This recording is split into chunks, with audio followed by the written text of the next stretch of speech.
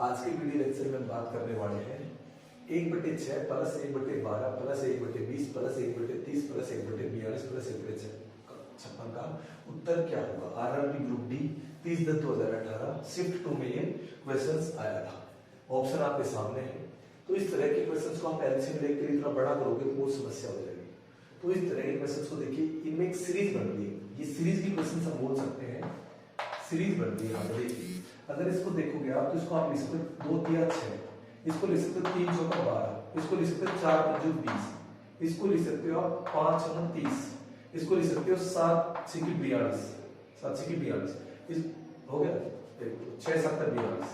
Series बनानी है ना, ये हो जाएगा 7 8 56। देख रहे हो आप, 3 यहाँ गया, फिर 4 यहाँ है, वो यहाँ आ गया, 5 यहाँ आया, तो ये आ गया 6 देखो 7 हो गया, 7 यहाँ लिखा हुआ है। तो एक सीरीज बन गई। इस तरह का अगर सवाल जब भी आ जाए तो बड़ा आसान है। अगर ये समझ में आ गया कि सीरीज का क्वेश्चन इस तरह से बन रहा है, कुछ नहीं करना है आपको। 5 सेकंड लगेंगे, ज्यादा ज्यादा कितने सेकंड लगेंगे, 5 सेकंड, और आपका आंसर आपके पास होगा। कैसे देखिए, 1 2 3 4 5 6, ऊपर तो लिख दो 6, लिख दो 6, गिनो को 1 2 3 4 5 6, ठीक है जी 6 लिख दिया आपने। अब नीचे देखिए, पहली टर्म और आखिरी टर्म कितनी है भाई, 2 गुणा में 8, 2 3 6, 3/8 इसका आंसर होगा। क्या होगा, 3/8 इसका आंसर होगा। देख लो आप कितनी देर लगेगी, आप सोचो। अगर आपको सीरीज पता है तो पहला और लास्ट करें मल्टीप्लाई, ऊपर जितनी टर्म है उतनी जोड़ दो। आरआरबी ग्रुप डी में इस तरह के क्वेश्चंस बहुत पूछे जाते हैं। इसी तरह के मैंने एग्जांपल के लिए, एक्सरसाइज करने के लिए आपको और बताया है कि अब इसमें देखोगे तो यहाँ पे 15 हो सकता था, 5 तो 35 हो सकता था, 63 हो सकता था, 99 हो सकता था, इस तरह से बन सकता था। लेकिन मैंने सीधा आपको ले दिया कि इस तरह से आपको बना हुआ मिल जाए, या फिर आपको डायरेक्ट मल्टीप्लाई में मिल जाए, तो कोई दिक्कत नहीं, आप सीरीज बना लो। देखो यहाँ पे जहाँ खत्म हो रही है, यहाँ पे वहीं से स्टार्ट हो रही है, फिर वहां से जहाँ पे ये खत्म हो रहा है वहां से एक सीरीज बन रही है। तो यहाँ पे क्या करेंगे, मैंने कहा इनको जोड़ दो, 1 2 3 4, तो यहाँ पे लिखेंगे 4। ओके, डिवाइड में लो पहली संख्या और लास्ट संख्या, 3 मल्टीप्लाई बाई 11, तो हो जाएगा 4/33 इसका आंसर है। देखो कितना टाइम लगेगा, 5 सेकंड भी नहीं लगेंगे, 5 सेकंड भी आपको नहीं लगेंगे। देखिए अगले में देखिए, वही से एक सीरीज बन रही है, इस तरह से सीरीज में बने हुए हैं 1 2 3 4 5, तो यहाँ लिखेंगे कितना 5, ठीक है। उसके बाद में पहली टर्म और लास्ट टर्म यानी कि 17, 2 गुणा 17, तो यहाँ पे आप लिखोगे 5/30 और इसका आंसर है। बात समझ में आ गई होगी। तो इस तरह से अगर आपको सीरीज क्वेश्चन आ जाए तो विद इन 5 सेकंड आप सोल्व कर सकते हो, 5 सेकंड से भी कम का समय। अब दूसरे टाइप के और सवाल ले लेते हैं। मैं आपको इसी तरह की बहुत सारे ट्रिक के क्वेश्चंस कराता रहूंगा। आप लोगों का बस सपोर्ट चाहिए, आप चैनल को सब्सक्राइब कर लो, क्योंकि हमारा चैनल है बहुत छोटा सा चैनल है, मेरे पास इतना अफोर्डेबल चीजें भी नहीं है। हो सकता है आपको वीडियो में क्लियरिटी नजर नहीं आ रही हो, लेकिन आप अगर आप सपोर्ट करोगे तो धीरे धीरे करके मैं आपका पूरा साथ दूंगा, अगर आप मेरा साथ देते हो तो। चलिए नेक्स्ट क्वेश्चन पे चलते हैं। आपके सामने है, मूल्यांकन करें √30 प्लस √30, तो इस तरह की इनफाइनाइट तक सीरीज आती है और बोलेगा इसकी वैल्यू बताओ। बिल्कुल इजी ट्रिक से करेंगे। अगर वैसे सोल्व करने बैठोगे तो सुबह से रात हो जाएगी, सोल्व नहीं कर पाओगे। देखिए इसके यहाँ पे कुछ नहीं तो 1 मान लेते हैं, यहाँ पे 1 मान लेते हैं, यहाँ पे 1 मान लेते हैं। अब इस 1 होने का क्या मतलब है कि इन दोनों के 30 के सेम संख्या रिपीट हो रही है, कि इसके ऐसे फैक्टर करो कि उन फैक्टर का डिफरेंस 1 हो। जैसे कि मैं 5 मल्टीप्लाई बाई 6, 5 6 30 हो जाएगा, 5 6 30 हो जाएगा, दोनों में डिफरेंस कितने का 1 का। जो संख्या यहाँ लिखी हुई है वही इन दोनों के बीच में अंतर होना चाहिए। अब देखिए ध्यान से, अब प्लस है तो हमेशा बड़ी वाली संख्या आंसर होगी, तो प्लस जब भी आ जाए तो कौन सा आंसर, प्लस, तो यानी कि आपका आंसर आ जाएगा 6। समझ में आ गई होगी बात।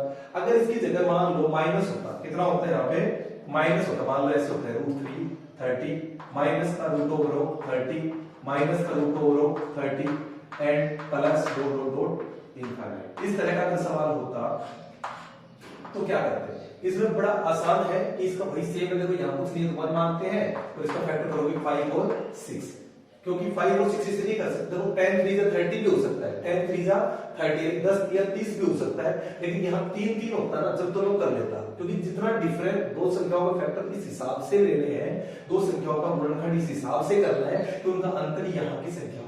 तो यहाँ पे अब माइनस का निशान आएगा तो छोटे वाला आंसर, माइनस का निशान आएगा तो छोटे वाला आंसर। समझ में आ गया, माइनस का निशान आएगा तो छोटे वाला आंसर और प्लस का निशान आएगा तो बड़े वाला। अब ये सवाल आपका आरआरबी ग्रुप डी में आया हुआ सवाल है। आरआरबी ग्रुप डी में लिखना भूल गया, कौन से दिन आया था ये आरआरबी ग्रुप डी का सवाल है। ओके चलिए अब इसी प्रकार से थोड़ा सा एक लेवल और हाई कर लेते हैं, जैसे कि यहाँ पे सवाल दिख रहा है आपको कि 35 फिर 2 2 ये ठीक है 35 का फैक्टर करना पड़ेगा। फैक्टर इस तरीके से करना है, फैक्टर बहुत तरीके से हो सकते हैं लेकिन हमें वो फैक्टर करना है जिसका डिफरेंस 2, मैं लिख सकता हूँ 5 गुणा में 7, 5 7 है 35 फैक्टर कर लिया, और दोनों का अंतर देखो 7 में से 5 का 2, बिल्कुल इस तरह का फैक्टर करना है। फिर निशान देखो प्लस, प्लस तो मतलब बड़ा वाला, यानी इसका आंसर क्या आ जाएगा 7। देखते हैं आंसर लगाओ, 2 सेकंड लगेंगे, समझ रहे हो बात को। आ जाओ दूसरे पे। अब इसके बीच में देखो यहाँ पे 4 4 दिख रहा है, देखो 4 दिख रहा है, तो 4 के हिसाब से फैक्टर लगाना है, तो इसका लगा देंगे 2 चिक्की 12, कितना लगा देंगे 2 चिक्की 12, 2 6 12, दोनों का अंतर देखो 4 है, तो प्लस का निशान है तो बड़ा वाला आंसर, प्लस का निशान है तो बड़ा वाला आंसर। अगर इसमें मैं थोड़ा सा चेंज करूं, यहाँ पे माइनस माइनस आ जाता है, तो आंसर कौन सा आ जाएगा भाई 5 हो जाएगा, माइनस के लिए आंसर क्या आ जाएगा 5 आ जाएगा। इधर भी अगर मैं माइनस माइनस कर दूंगा तो इसका आंसर आ जाएगा 2। बड़ी आसानी से आप इसको फैक्टर करके तरीके समझना है, दिमाग यहाँ पे लगाना है क्या है, उस हिसाब से हमें फैक्टर करने हैं। अगर भूलकर नहीं आते तो बता देना, वीडियो आपको नेक्स्ट वीडियो में आपको बता के बता भी देंगे फैक्टर कैसे हो गए। चलिए एक लास्ट टाइप है वो भी करवा देते हैं, 5 मिनट और लगेंगी, तो देखते रहिए, कहीं जाने की जरूरत नहीं है। चलिए क्वेश्चन आपके सामने है, निश्चित दी गई भिन्नों में सबसे छोटी भिन्न कौन सी है और सबसे बड़ी भिन्न कौन सी है, या इस तरह के क्वेश्चन आपने अक्सर देखे होंगे, खास करके आरआरबी ग्रुप डी एनटीपीसी में ये बहुत आते हैं। तो इनको एलसीएम लेके करोगे तो बहुत समय लगेगा करने के, देखो बहुत सारे तरीके हैं, आप ऐसे 10 लगा दो ऊपर 0 0 से मल्टीप्लाई कर दो, डिवाइड करके देख सकते हो, बड़ा आसान से देख सकते हो, लेकिन मैं आपको एक ट्रिक बताऊंगा, बहुत ही आसान ट्रिक है, थोड़ा सा देखिए। अब इन दोनों का अंतर देख लो, यहाँ पे क्या करोगे, इन दोनों का अंतर देखो, यहाँ पे इन दोनों का डिफरेंस कितने का है, बस वो डिफरेंस देखो, इस दोनों का डिफरेंस है 5 का, इसका डिफरेंस है 1 का, इन दोनों का डिफरेंस है 5 का, अंश और हर का डिफरेंस देखो, इसमें है 1 का, मतलब हमारे पास जो संख्या है वही 5 1 5 1। क्लियर होगी बात। अब इनका आप ऐसा कॉमन नंबर निकालो जो सबसे डिवाइड हो जाए, मतलब एक प्रकार से एलसीएम निकालो, तो यहाँ पर संख्या है 5, ठीक है।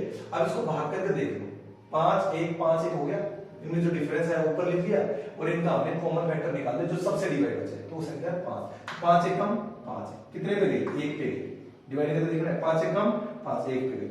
अब कितने पे गया, ये 5 पे जाएगा, 1 गुणा 5 कितना मल्टीपल है 5 का, 5 1 5, ये कितने पे जाएगा 5 पे, ये संख्या है बीच वाली।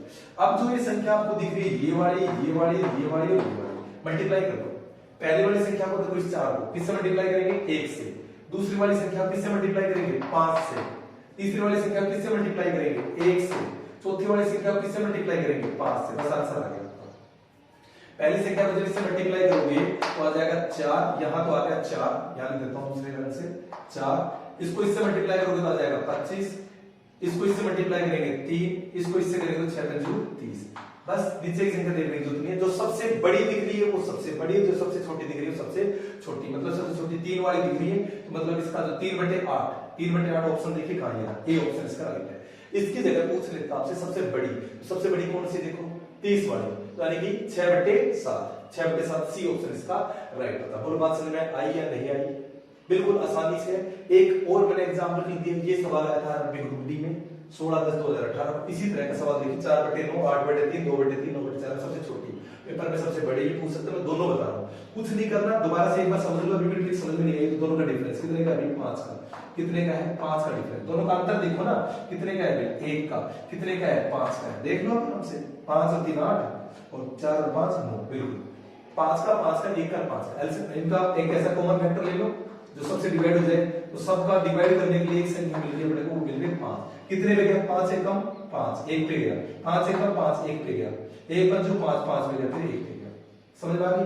अब जो ये आया है ना डिवाइड करने के बाद में ऊपर वाली संख्या से मल्टीप्लाई कर दो, ऊपर वाली से करो तो भाई 1, इसको इससे करेंगे तो फिर 1, इसको फिर 5 से करेंगे तो 5, इसको 1 से करेंगे तो ये हो गया 1। अब देख लो 4 बन जा 4, इसके नीचे लिख देता हूं मैं 4, दिख रहा होगा आप लोगों को, 8 बन जा 8, ब्रैकेट बढ़ा रहा हूं ताकि अलग से दिख जाए आपको, 5 2 जा 10, क्योंकि हमारे पास देखो डिजिटल बोर्ड तो है नहीं, ठीक है ना, आप लोगों का सपोर्ट रहा तो जरूर लिख के आएंगे, और 9 बन जा 9, लेकिन तुम देना साथ है मेरा, साथ दोगे तभी तो, 4 8 10 और 9, सबसे बड़ी जो संख्या दिख रही है तो सबसे बड़ी है, सबसे छोटी कौन सी दिख रही है ये 4, तो यानी कि सबसे छोटी वेट क्या होगी इसका 4/9 इसका आंसर रहेगा। सबसे बड़ी पूछ लेता तो सबसे छोटी वेट